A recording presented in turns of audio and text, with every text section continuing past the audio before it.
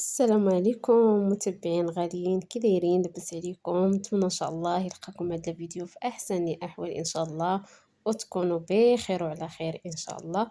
اليوم ان شاء الله كيف ما كتشوفوا غنشارك معكم وصفه ديال الفم وتبييض الاسنان في نفس الوقت. صراحه وصفه خطيره ومكون يعني ضروري غادي يكون عندك في الدار، ما يمكنش ما يكونش عندك هذا المكون في الدار. صراحة وصفة هائلة، أنا جربتها وعطات واحد النتيجة اللي زوينة، والمكونات اللي فيها كيف ما غتشوفوا طبيعيين 100%، وموجودين في أي بيت. هنا كيف ما كتشوفوا البنات عندي هنا المريوت غسلتها مزيان وغادي نرقدها قبل ما نصايب الوصفة.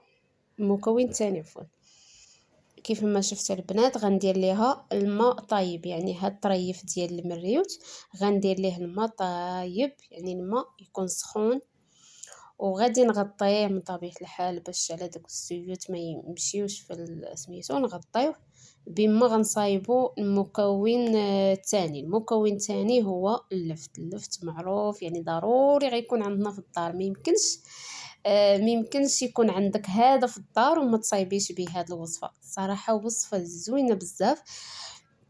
كيف ما شفتوا غادي من بعد ما غسلت ديك اللفت غادي نحيد ليها ديك القشره ديالها كلها. الا بغيتو تقدروا نتوما تحيدوا ليها ديك القشره. الا بغيتو تصايبي يعني الخليط كتير شويه، انا صايبت غير اللفت وحده، وغادي نحكها يعني غير بالحكاكه صغيره. نتوما الا بغيتو طحنوها، انا الا طحنتها غادي يعني حيت غير لفت وحده يعني غتلصق ليا كلها في الكاس، وما غاديش يعني ما غاديش يكون عندي الخليط اللي غادي نصايب. فضلت هنا نطحنها احسن البنات طحنوها. صافي هنا كيف ما كتشوفوا من بعد ما نقيتها كلها غادي ناخد يعني الحكاكه تكون رقيقه يا البنات، ضروري تكون رقيقه. انا جربت هذه ولكن جاتني شويه غليظه وحكيت بهذه الثانيه.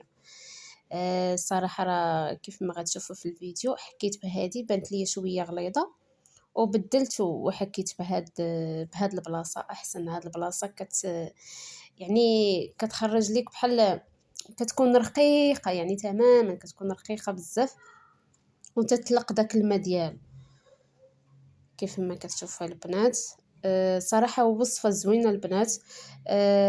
كتزولي هذيك الصفوريه اللي كتكون بين سنان، تتحيدها يعني مع المده كتحيد ليك وكتنقي لك سنانك تيوليو بيضين.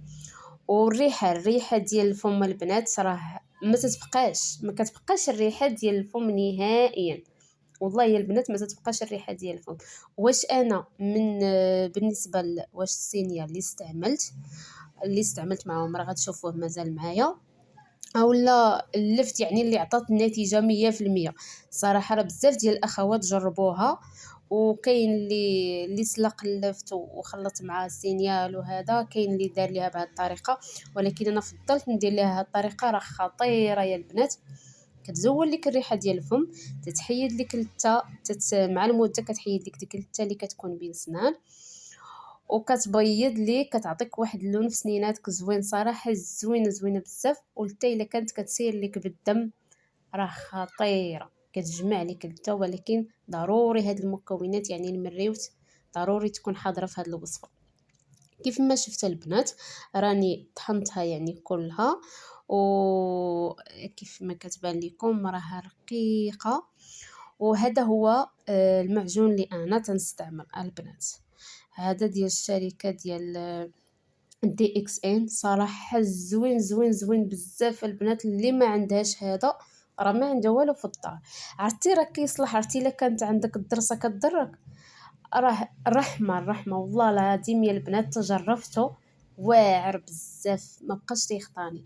الحلاق ما البنات، الحلاق ما الا كانوا فيك الحلاق كتاخدي شويه كتخلطي معاه شويه ديال الماء كدي كتصرتيه، وهذه تقدري يغسلوا به حتى وليداتك الصغار. وبنتي انا كيضروها دروسه بزاف، حيت مع كثرت سقاطه وهذا وتسوسو ليها سنانها. ملي كديري ليها غير شويه كتهدى ليها الضرسه. صراحه زوين بزاف البنات. ها نتوما كيف ما كتشوفوا راه نسيت انا ما رقدتش يعني المريوت بكري، كان عليا نرقدها بكري. المهم ما علينا، راه الله تلقات ليا شويه. كتاخدي من داك الماء كتاخدي المعلقه صافي. هنا كتخلطوا هاد المكونات كاملين، يعني حتى كتحصلي على شكل كريمي. غير هاد الوصفه البنات جربوها وعينيكم مغمضين، راه صراحه تتعطي واحد النتيجه زوينه.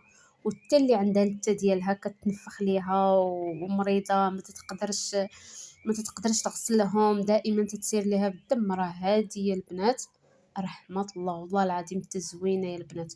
وبالاخص الا خلطوا معاه هاد السينيال. هاد السينيال البنات راه خطير. كيف ما قلت لكم راه زوين للدرسه الا كانت كضرك، زوين لا سميتو حتى الا كانت لك مريضه الحلاقب. يا رب السلامه الا كانت شي حرقه تحرقتي ولا، راه واعر واعر واعر بزاف، يصلح لبزاف ديال المشاكل. عرفتي راه بزاف الناس كيستعملوه في الوصفات بزاف. هذا زوينه البنات اللي ما عندهاش تاخذوا. ولكن وقيلا بغيتي يسجلك شي واحد كيسجلك شي واحد، ما بغيتي كتمشي انت كتسجلي راسك براسك. انا اللي بغات هاد الشركه يعني ندوي ليها عليها ونشرح ليها بزاف، راه غنخلي لكم النمره في صندوق الوصف اللي بغات مرحبا. كيف ما كتشوفوا البنات الخليط ديالنا من بعد ما خلطناه مزيان وكنديروا في شي قريعه ضروري تكون ديال الزاج من طبيعه الحال. تناخذوا سميتو تنغسلوا سنيناتنا، كنغسلوا به سنيناتنا بهذا الشكل، يعني ضروري الشكل دائري يا البنات. اللي باغي يغسل سنيناتو ويتنقاو ليه من ديك الصفوريه اللي كتكون بين سنان ومن بزاف ديال المشاكل، ديري حركه دائريه وغسلي سنيناتك ومن بعد دوزي عاوتاني بالسينيال ديالك وغسلي وشلي فمك.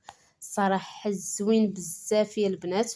وواحد الاخت قالت لي راه عندي لتا ما تنقدرش نغسل سناني، عندي لتا مريضه. عرفتي يا اختي الا رقدتي غير المريوت وكتشلي بها فمك راه خطيره زوينه بزاف. وكيف ما قلت لك استعملي هاد الوصفه وغادي تردي عليا الخبار ان شاء الله.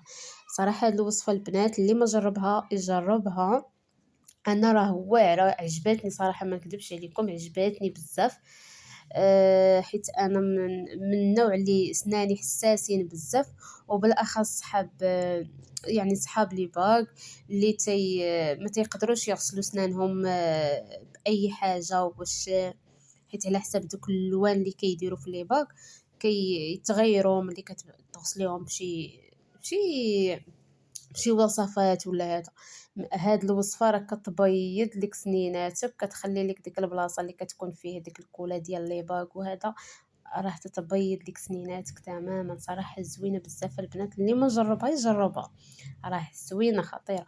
واش انا قلت من هاد السينيال اللي انا استعملت او لا، حيت راه باقي ما جربتش مع شي معجون اسنان اخر. المهم هذا اللي جربت وعجبتني الوصفه، قلت والله يا البنات نشاركها معكم.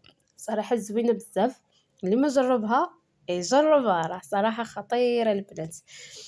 ايوا هادشي اللي كاين البنات. دابا غنمشي غسلت بها سنيناتي وعاد رجعت كملت معاكم. كيف ما كتشوفوا راني رجعت وغادي نكمل معاكم هادشي اللي كاين البنات. نتمنى لا فيديو ينال الاعجاب ديالكم. صراحه وصفه زوينه البنات، اللي ما جربتها ما تنساش تجربها، راه خطيره خطيره، وتقول لي في التعليق كيفاش جاتها الوصفه. كيف ما قلت لكم البنات الله يجزيكم بخير، دائما تنطلبكم وما كتردوهاش ليا في وجهي. الاخوات اللي كيبارطاجيوني الله يجازيكم بخير، راني عارفاكم كل وحده وبسنيه ديالها وراكم في القلب. وانا كذلك غنبقى نبارطاجي لكم فيديوهات ديالكم، غير وقت ما تنشوف فيديوهات ديالكم تلاحوا راه تنمشي في البلاصه تندخل ونشاهد لكم فيديو ديالكم من الاول حتى الاخر، وربي راه شاهد. هاد الهضره ديما تنقولها. هادشي اللي كاين البنات. نتمنى لا فيديو ديالي ينال الاعجاب ديالكم وما نكونش طولت عليكم بزاف. نتمنى دائما نكون خفيفه وظريفه على قلوبكم. شكرا لكم مره اخرى على الدعم ديالكم، شكرا لكم بزاف بزاف بزاف. والله بالاخص بعض الاخوات اللي ديما كيبارطاجيوني بلا ما نقول لهم، ولكن كاينه واحد الاخت اللي جرحتني بزاف بزاف، ولكن ما علينا ماشي مشكل. انا دائما تندخل عندها وكنحط ليها التعليق كنشاهد ليها فيديو ديالها من الاول حتى الاخر، ولكن هي ما تدخلش عندي وما كتشاهدش ليا.